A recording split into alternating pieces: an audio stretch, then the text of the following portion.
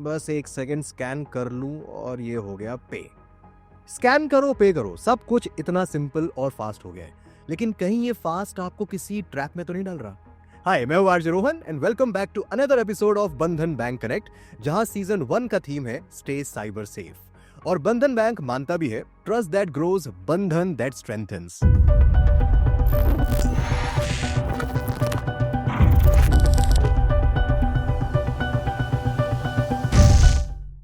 और आज हम बात करने वाले हैं एक ऐसे स्कैम के बारे में जो आपके फोन के क्यूआर कोड के या क्यूआर स्कैनर के जरिए आपका पूरा बैंक बैलेंस खाली कर सकता है। क्यूआर क्लोनिंग, यूपीआई फ्रॉड्स और स्क्रीन शेयरिंग स्कैम्स के बारे में बात करेंगे।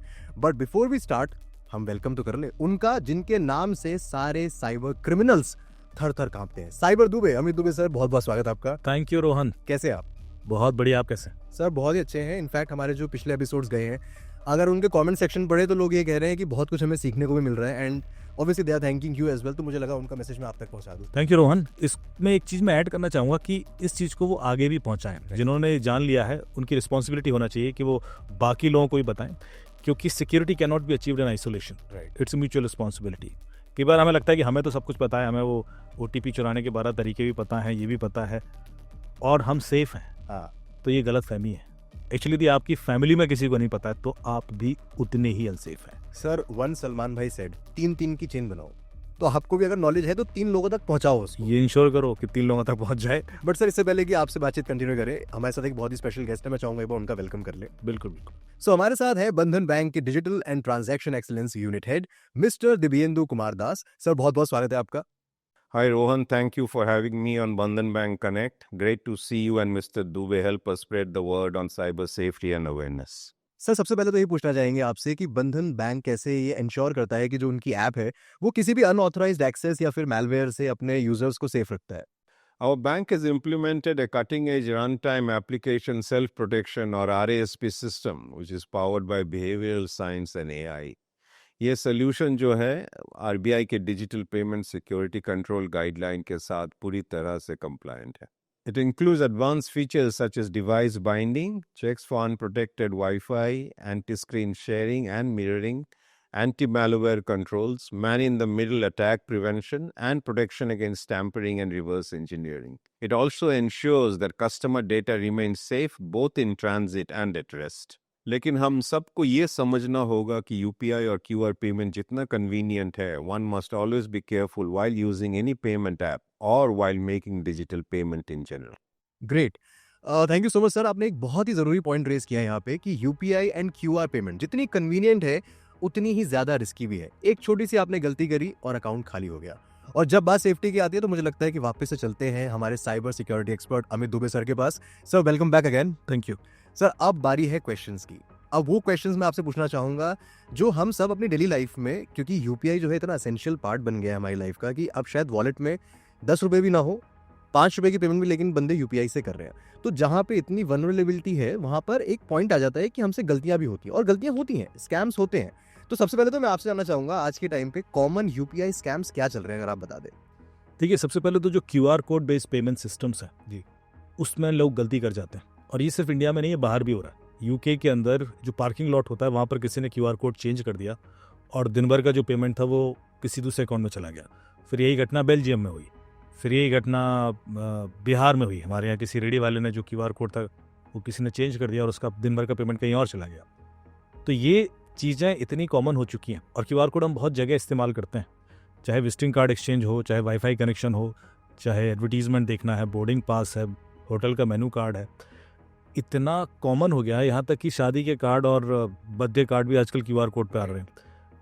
तो ये चीज़ हमेशा एक ध्यान रखना बहुत ज़रूरी है कि जो हम QR कोड स्कैन कर रहे हैं वो सेफ़ है या नहीं है। वो कहीं कुछ ऐसा तो नहीं कर रहा है कि कल के दिन इस स्टेप के बाद अगले स्टेप में मेरे पैसे ही निकल जाएँ। तो ये बहुत ज़्यादा वल्नरेबल सिचुएशन होती है। ऐसे में कई सारी ऐसी ऐप्स भी होती हैं जिसके थ्रू आप ये चेक कर सकते हैं कि QR कोड सेफ़ है अनसेफ है। पर थोड़ा प्रोएक्टिवली कॉन्शियस रह के कि जब मैंने QR कोड स्कैन किया तो इसने कहीं कोई परमिशन तो नहीं ले ली मेरे से, क्योंकि वो फ़ोन के अंदर इनबिल्ट बहुत सारे सिक्योरिटी पैरामीटर्स होते हैं। जैसे कि कोई एप्लीकेशन भी आप इंस्टॉल करना जाएंगे तो गूगल प्ले प्रोटेक्ट खुद आपको वार्न करेगा कि ये कुछ गड़बड़ हो सकती है।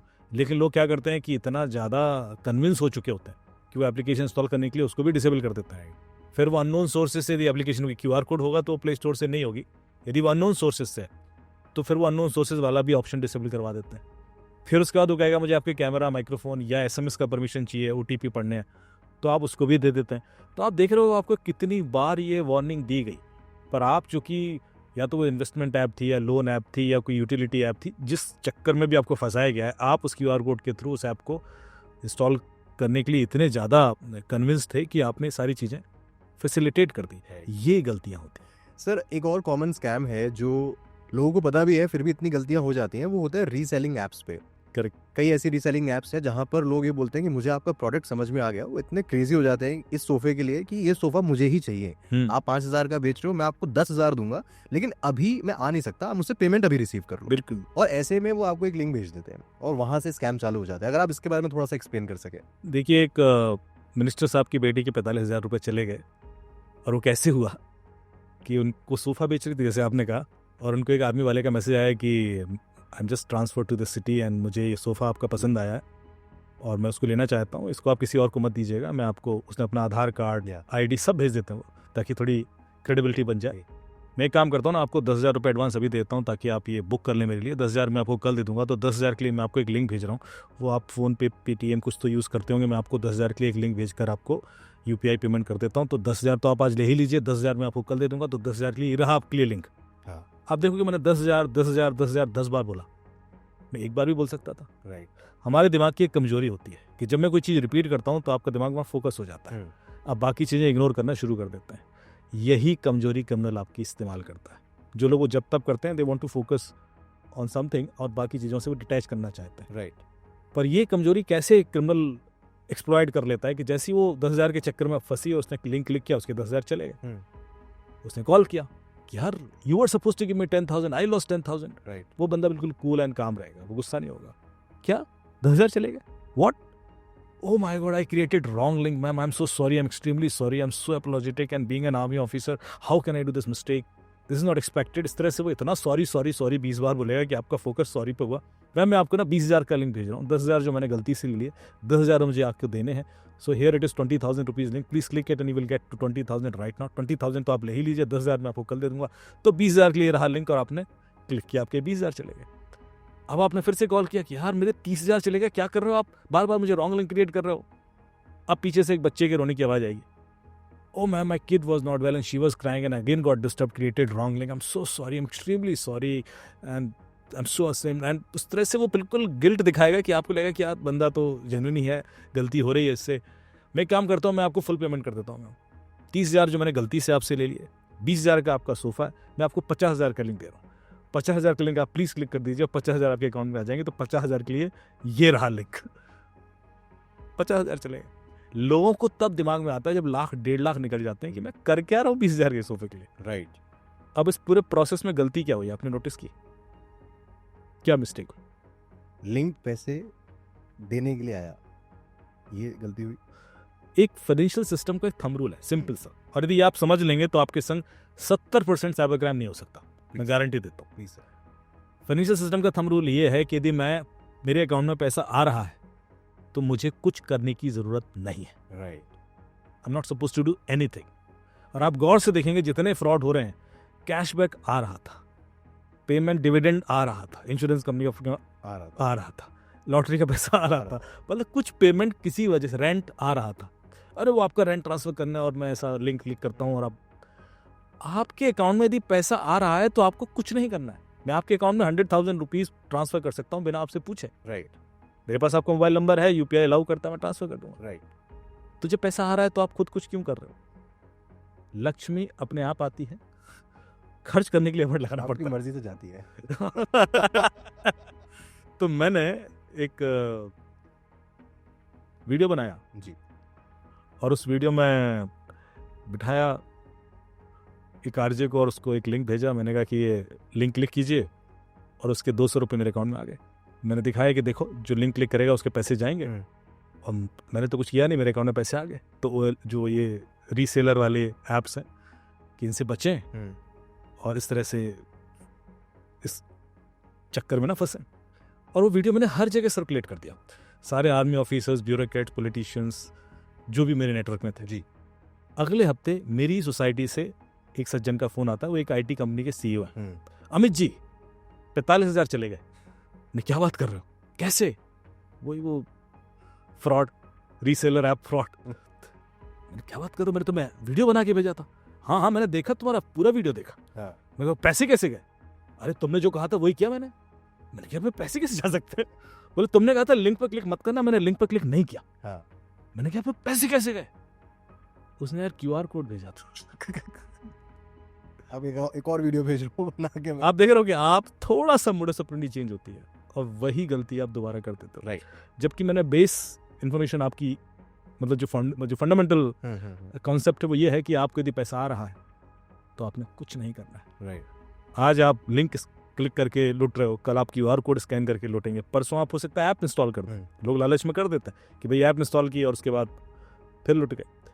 आप कुछ भी नहीं करेंगे तो आप बचे रहेंगे। यदि पैसा आ रहा है, यदि इतना सा ध्यान रखेंगे तो आई सेफ आने वाला। लेकिन सर एक चीज़ और मैं जानना चाहूँगा यहाँ पे आपसे कि कई बार क्या होता है कि आप रॉन्ग UPI IDs पे भी पेमेंट कर देते हो। तो कोई ऐसा प्रोविजन है कि अगर आपने पेमेंट रॉन्ग UPI ID पे कर दी तो आप उसको रिवर्स कर सकते हो या उसके खिलाफ कुछ कर सकते हो? बिल्कुल, देखिए इसमें आपको डिस्प्यूट रेज करने का ऑप्शन आता है। आप NPCI के थ्रू भी कर सकते हो, अपने बैंक के थ्रू भी कर सकते हो। जब भी आप, और नॉट ओनली UPI, देखिए पेमेंट हमेशा बैंक टू बैंक ही होता है जी। UPI सिर्फ एक प्रोविजन है इस बैंक से उस बैंक में पैसा ट्रांसफर करने का जिसमें मोबाइल नंबर लिंक्ड है, इसलिए लेयर उन्होंने ऐड कर दी, पर पैसा तो बैंक टू बैंक ही जा रहा है। तो आप अपने बैंक से जब भी पैसा ट्रांसफर करते हो और वो गलत अकाउंट में चला गया तो आप तुरंत बैंक में डिस्प्यूट रेज कर सकते हैं कि पैसा गलत चला गया और इसको रोक दिया जाए। तो same goes with fraud as well? हाँ, वो फ्रॉड में भी ऐसी चलता सेम। है। अगर आप याद दिया हो तो पिछले वीडियो में मैंने बोला भी था जी कि आप तुरंत बैंक को एक तो 1930 पर कॉल करें। आप 1930 को पावर ये है कि वो हर एक नोडल को डायरेक्ट इंस्ट्रक्शन दे सकता है किसी भी अकाउंट को फ्रीज करने के लिए। ठीक है। तो वो अकाउंट फ्रीज हो जाता है या लाइन मार्किंग हो जाता है। लाइन मार्किंग का मतलब है कि जो आपका पेमेंट हुआ उतना पैसा अब वो विड्रॉ नहीं कर सकता, उतना तो रहेगा उस अकाउंट। यदि उससे ज़्यादा है तो बाकी शायद निकाल पाए, लेकिन उतना पैसा आपका ब्लॉक हो जाएगा। तो ये दोनों फैसिलिटीज़ हैं जो आप एक रिक्वेस्ट अपनी बैंक को भी कर सकते हैं, एक 1930 पर कर दीजिए। अब क्या होगा, बैंक उस बंदे से पूछेगा कि भाई ये पैसा आपके अकाउंट में क्यों आया था, कारण बताइए। वो नहीं बता पाएगा। तो फिर यदि वो कारण बताता है और डिस्प्यूट सेटल करने के लिए आता है तो हो सकता है आपको वहाँ बुलाया जाए जी। लेकिन अदरवाइज 99% केसेस में यदि आपने गलती से किया है तो बंदा कहेगा हाँ भाई गलती से आ गया, तो पैसा जैसे वो कहेगा गलती से आएगा पैसा अपने आप वापस आ जाएगा, यहाँ सेटल हो जाता। कई बार क्या होता है कि सामने वाला क्रिमिनल ही है और वो कभी बैंक आएगा नहीं क्योंकि वो म्यूल अकाउंट यूज़ कर रहा है। राइट। उसका खुद का अकाउंट है नहीं, वो जिसके नाम से अकाउंट यूज़ कर रहा है वो बंदा वहाँ रहता ही नहीं है। वो हो सकता है उड़ीसा में, वेस्ट बंगाल में, कहीं और का हो, तो वो कभी बैंक नहीं जाता। तो बैंक एक दिन कुछ पीरियड तक उसको वेट करता है, 21 दिन का नोटिस देगा या 1 महीने का नोटिस देगा और उसके बाद वो पैसा अपने वापस। राइट। लेकिन सर ऑब्वियसली आप इतनी सारी स्टोरीज जो है वो कवर करते हैं, आपके साथ बहुत सारे ऐसे इंसिडेंट्स हुए होंगे जहाँ पे कुछ ऐसा एक्स्ट्राऑर्डिनरी हो गया होगा इन स्कैम्स में, UPI या फिर QR कोड स्कैम में, जो आपको हमेशा दिमाग में रहता होगा कि यार ये किस तरह, क्या मोडस ऑपरेंडी थी जिस तरह से इन लोगों ने ये स्कैम किया। कोई अगर आपके पास ऐसी कहानी है जो आप शेयर कर सके? देखिए जैसे मैंने आपसे कहा ना कि ये जो QR कोड है या लिंक है इतना कॉमन हो गया आजकल कि आपको तो दिन में 25 लिंक तो आ ही जाते हैं जी, और किसी से कुछ भी हो सकता है। तो ये ध्यान रखना बड़ा मुश्किल हो जाता है कई बार कि इससे भी कुछ गड़बड़ हो सकता है। एक जर्नलिस्ट मेरे पास आया कि आप हज़ारों लोगों को एक साथ हैक कर सकते हैं। मैंने कहा कर सकते हैं, चलिए मेरे साथ। तो दिल्ली में एक होटल में इवेंट था, मैं गया, मैंने QR कोड का प्रिंट आउट लिया, उस पर लिखा फ्री वाईफाई और ऊपर उस इवेंट ऑर्गेनाइजर का लोगो भी लगा दिया। मैंने कहा 2 यहाँ लगा दो, 2 यहाँ लगा दो। जैसे ही मैंने सेशन लेके नीचे उतरा, मैंने लैपटॉप खोल के दिखाया ऑडियंस को, मैंने कहा देखो 8 लोगों ने इंस्टॉल कर लिया और उनका डेटा मेरे पास है, I can access it, because आप फ्री वाईफाई के चक्कर में कुछ भी इंस्टॉल करने को तैयार हो। आपने ध्यान ही नहीं दिया कि ये क्या कर सकते हैं। तो बहुत कॉमन है सर फ्री ये वाईफाई, इतना कॉमन है। मैं कह रहा हूँ, आप देख रहे हो साइकोलॉजी से खेल रहा हूँ मैं। एक केस आया मेरे पास, एक सीनियर IAS ऑफिसर का केस था। तो उनकी कॉल रिकॉर्डिंग लीक हो गई थी। ठीक है। तो उन्होंने मेरे से कहा कि उसको जांच की गई कि, तो बोले फ़ोन तो क्लीन है, फ़ोन से तो हुई नहीं है, ऑपरेटर से हो नहीं सकती, तो ये हुआ कैसे? क्योंकि अलग अलग लोगों के संग था। यदि ऑपरेटर से भी कभी कॉल रिकॉर्डिंग होगी तो नॉर्मली एक व्यक्ति को सर्वेलेंस के लिए लिया जाएगा। यहाँ पर जो मल्टीपल लोगों के संग हो रहा है तो ऐसा लगा डिवाइस साइड पे कुछ गड़बड़। राइट। तो वो फ़ोन मेरे पास आया, मैंने चेक किया तो फ़ोन मुझे भी क्लीन लगा।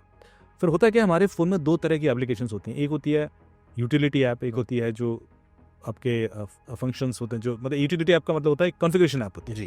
कॉन्फ़िगरेशन ऐप का मतलब है कि मैं किसी डिवाइस को कॉन्फ़िगर करना चाहता हूँ उस ऐप के थ्रू। ओके।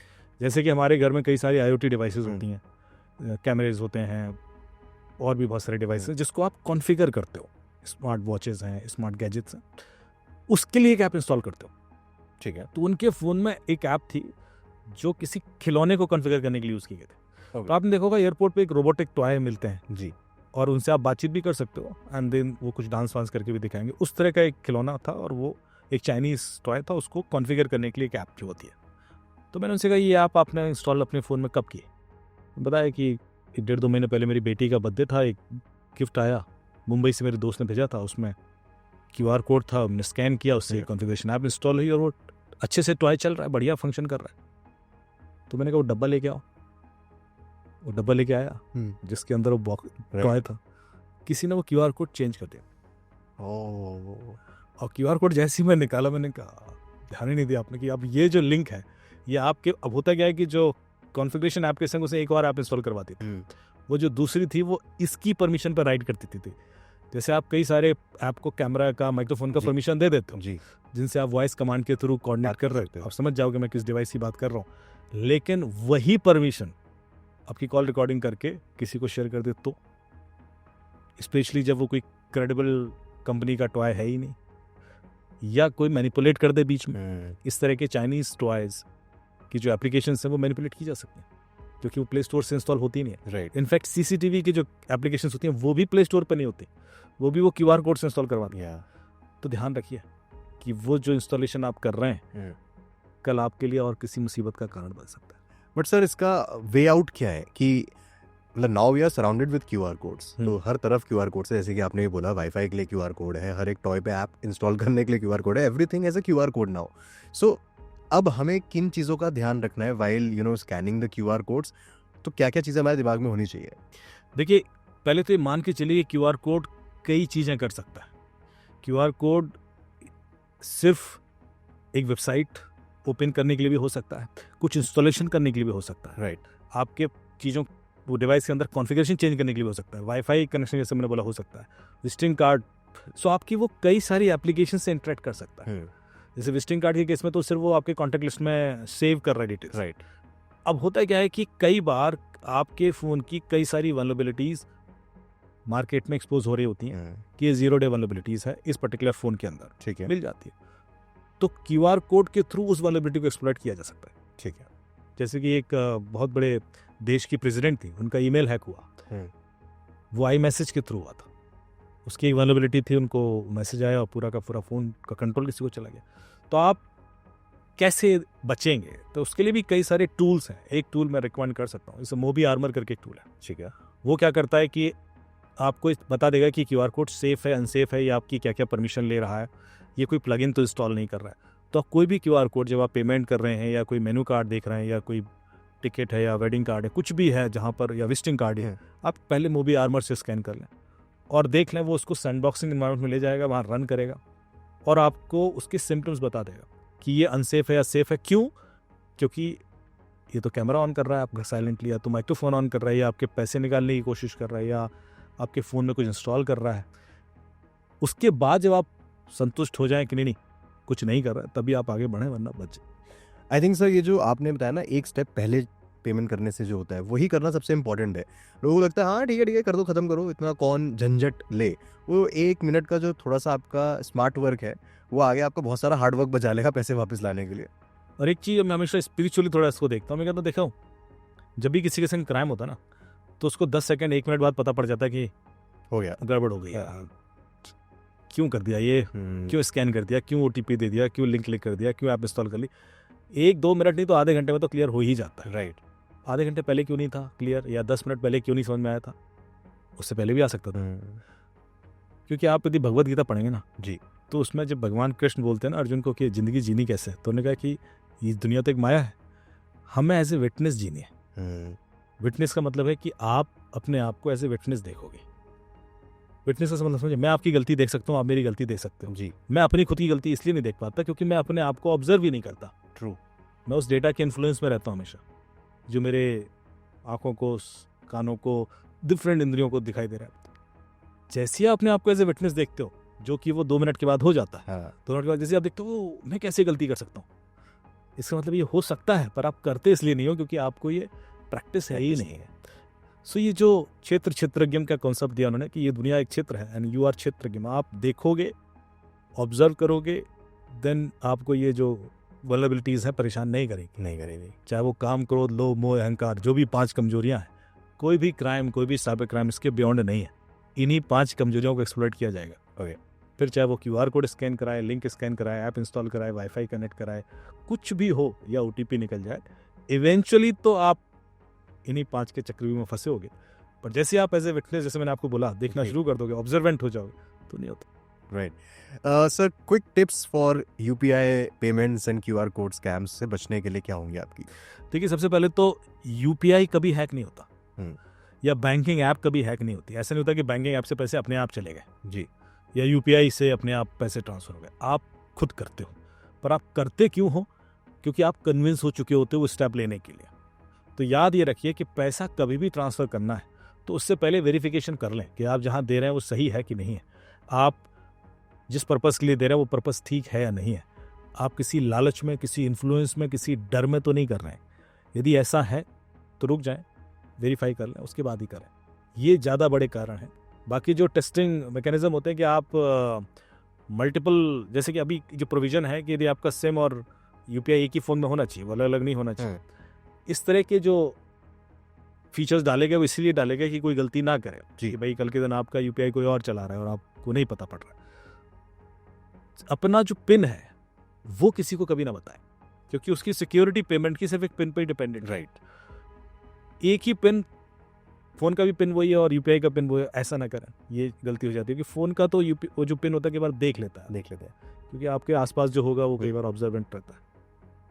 और जो छोटी छोटी गलतियां लोग करते हैं, जैसे कि फ़ोन यहाँ छोड़ के मैं चला जाऊँ और आप 2 मिनट के लिए वॉशरूम गए और उस पर OTP आएगा तो मैं देख सकता हूँ क्योंकि वो फ्लैश करता है। राइट, तो आप अंदर जाएंगे सेटिंग्स में और OTP फ्लैशिंग या SMS फ्लैशिंग लॉक मोड में डिसेबल कर देंगे कि भाई जब ऐसा फ़ोन लॉक है तो SMS ऊपर फ्लैश ना करे। उसके बाद आप फ़ोन छोड़ के फिर चले गए। अब क्रिमिनल जो होगा वो कॉल पे OTP मंगाएगा, क्योंकि आपका फ़ोन लॉक भी है तब भी कॉल तो पिक हो जाएगा। राइट, तो OTP सुन लेगा। तो क्या करें? पहले तो ऐसे लोगों से दूर रहे जो आपके आसपास रह के भी आपका फ़ोन छोड़ के ही नहीं जाना है। ऐसा क्रिमिनल जो मेरे साथ बैठा हुआ है मेरा, मैं कितनी कॉन्फ़िगरेशंस कराऊंगा आपके फ़ोन में भाई, आज 2 कराऊंगा फिर 4 हो जाएंगे। तो मुद्दा है, मैं क्यों ये बताना चाह रहा हूँ, फ़ोन आपका वॉलेट है। राइट, उसको इतना लाइटली ना लेके यार। ये लोग, मैं देखा है कि जो सिम स्वैपिंग के केसेस होते हैं, क्यों होता है? फ़ोन चार्जिंग पर रख के चले गए, अब कोई क्या करता है, उसमें सिम बदल देता है। अब सिम यदि बदलेगा तो वो जो दूसरा सिम डालेगा उसमें इंटरनेट एक्सेस है। राइट, तो आपको 10 दिन तक पता नहीं पड़ता कि मेरा सिम स्वैप हो गया है, क्योंकि आपका इसका फेसबुक जो भी आप चल रहा है सारा, और कोई आपको कॉल कर रहा है तो आप नॉर्मली यदि कॉल नहीं उठ रहा है आपका तो WhatsApp पे कॉल कर देता है। आपके सिम जैसे तो आप किसी को कॉल कर रहे हो, वो नहीं पिक कर रहे हो, आप WhatsApp पे कर रहे हो। So you don't realize for a very long period कि यार कुछ गड़बड़ हो चुका है, और आपके अकाउंट से पैसे निकल रहे होंगे और आपको अलर्ट भी नहीं आएगा क्योंकि सिम है ही नहीं आपके फ़ोन। तो मेरे पास 10 दिन 15 दिन बाद लोग आते हैं, अरे सर पूरे पैसे निकल गए, सिम स्वैप हो गया। तो ये इतने सारे सिम्टम्स हैं। रेलवे के अंदर वो लोग फ़ोन चार्ज करके सो गए, सिम स्वैप हो गया, या यहाँ एयरपोर्ट पे लगा के छोड़ दिया, 2 मिनट चले गए।